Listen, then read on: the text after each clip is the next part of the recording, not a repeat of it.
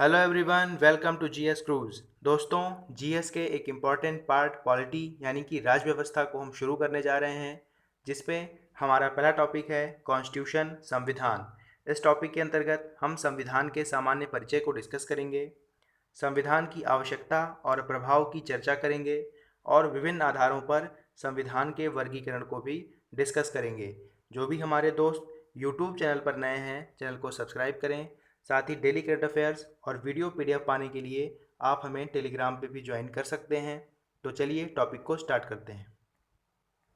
दोस्तों, हमारा टॉपिक है संविधान। संविधान तथ्यों, प्रावधानों और नियमों का एक दस्तावेज होता है।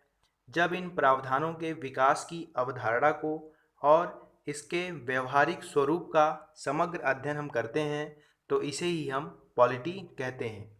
यानी कि संविधान में जिन तथ्यों, प्रावधानों और नियमों का उल्लेख है, इन नियमों, प्रावधानों की विकास की अवधारणा और इसके व्यवहारिक स्वरूप को जब हम एक साथ सम्मिलित करके पढ़ते हैं, तो इसे ही हम पॉलिटी, राजव्यवस्था कहते हैं।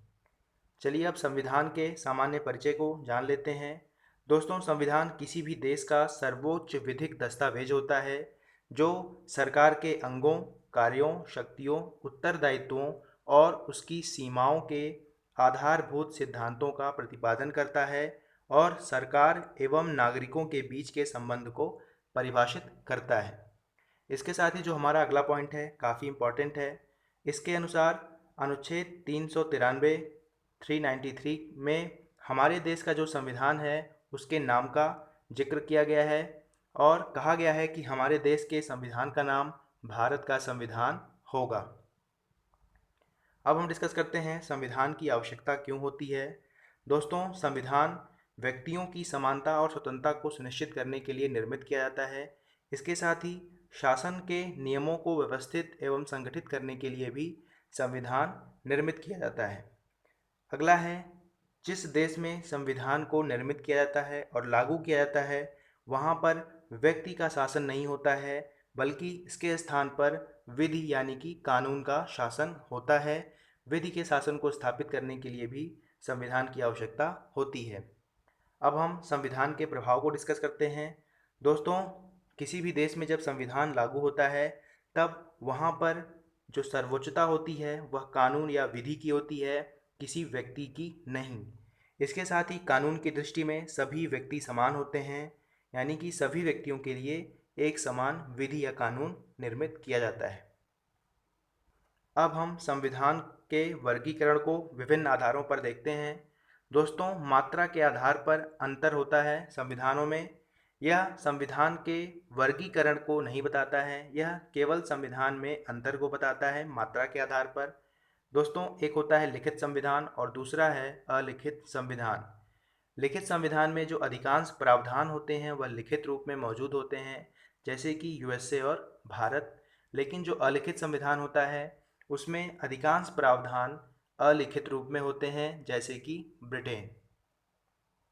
संविधान का अगला वर्गीकरण है निर्मित व विकसित संविधान। दोस्तों, निर्मित संविधान वह संविधान होता है जो संविधान सभा के द्वारा निश्चित समय में निर्मित किया जाता है और निश्चित तिथि को लागू किया जाता है। ऐसे संविधान को हम निर्मित संविधान कहते हैं। यूएसए और भारत में इसी प्रकार का संविधान है। भारत में संविधान सभा के द्वारा और यूएसए में फिलाडेल्फिया सम्मेलन के द्वारा संविधान का निर्माण किया गया था और एक निश्चित तिथि को लागू भी किया गया था। इसके साथ ही विकसित संविधान वह संविधान होता है जो इतिहास और परंपरा के रूप में विकसित होता है और इस प्रकार का संविधान ब्रिटेन में पाया जाता है। अगला जो हमारा पॉइंट है, काफ़ी इम्पोर्टेंट है।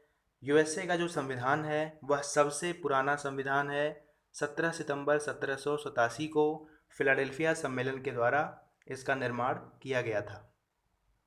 अब हम संविधान संशोधन के आधार पर संविधान का वर्गीकरण देखते हैं। दोस्तों, जहां पर साधारण कानून और संविधान संशोधन इन दोनों में अंतर नहीं पाया जाता है, यानी कि संविधान संशोधन की जो प्रक्रिया होती है वह काफ़ी आसान होती है, ऐसे संविधान को हम लचीला संविधान कहते हैं और इस प्रकार का संविधान ब्रिटेन में पाया जाता है। लेकिन जहाँ पर साधारण कानून और संविधान संशोधन इन दोनों की प्रक्रिया में विशेष अंतर पाया जाता है, यानी कि संविधान संशोधन की प्रक्रिया जटिल हो जाती है, ऐसे संविधान को हम जटिल संविधान कहते हैं और इस प्रकार का संविधान अमेरिका और ऑस्ट्रेलिया में पाया जाता है। और जब हम लचीले संविधान और जटिल संविधान को मिला देते हैं तो यह भारत के संविधान को बताता है, यानी कि भारत का संविधान लचीले और जटिल संविधान का मिश्रण है। दोस्तों, भारत में संविधान संशोधन की प्रक्रिया का उल्लेख अनुच्छेद 368 में किया गया है और इसी प्रक्रिया के अनुसार संविधान में संशोधन किया जाता है।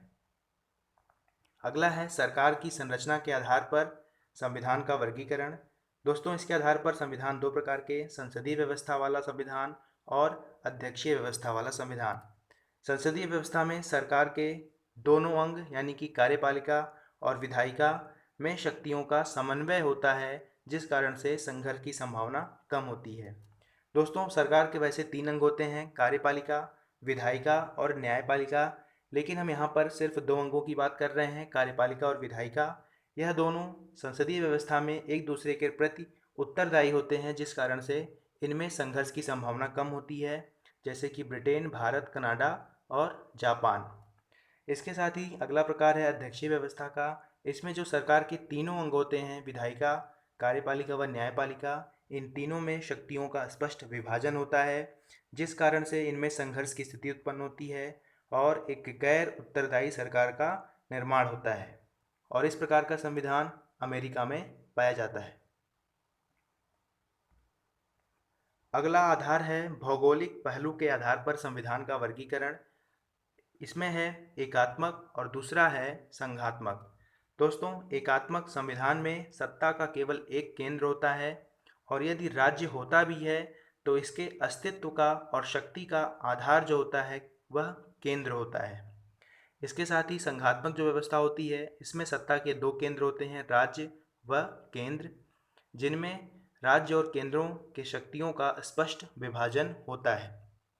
दोस्तों, जो भारत का संविधान है इसका आधार संघात्मक है, लेकिन इसमें एकात्मकता के लक्षण भी पाए जाते हैं। इसी कारण से एक संविधानविद हैं केसी वियर, इन्होंने भारत के संविधान को अर्ध संघात्मक संविधान कहा है। इस प्रकार से हमने संविधान के सामान्य परिचय, आवश्यकता, प्रभाव और इसके साथ साथ विभिन्न आधारों पर संविधान के वर्गीकरण को डिस्कस किया।